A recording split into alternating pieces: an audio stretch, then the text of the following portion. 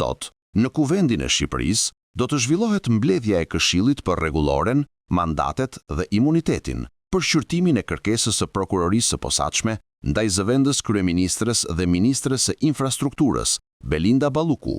Kërkesa lidhet me hetimet e nisura ndaj saj për disa procedura prokurorimi, ndërsa SPAK ka kërkuar edhe mas më të ashpër sigurie, duke argumentuar se situata penale është rënduar. Më 6 shkurt, gjykata kushtetuese vendosi se një ministër nuk gëzon të njëjtin imunitet si deputeti dhe se pezullimi nga detyra nuk përfshihet në mbrojtjen kushtetuese të funksionit.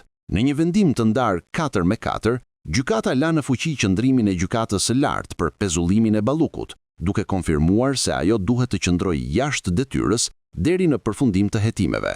Ndërkohë, reagime ka pasur edhe nga Komisioni Evropian, i cili theksoi se Kuvendi duhet të trajtojë pa vonesë kërkesën për heqjen e imunitetit. Sipas dosjes hetimore, Balluku dyshohet për paracaktim fituesish në disa tendera publik, përfshirë tunelin e Logarës dhe lotin 4 të Unazës së Madhe, ndërsa hetimet vijojnë për një numër më të gjerë procedurash prokurimi.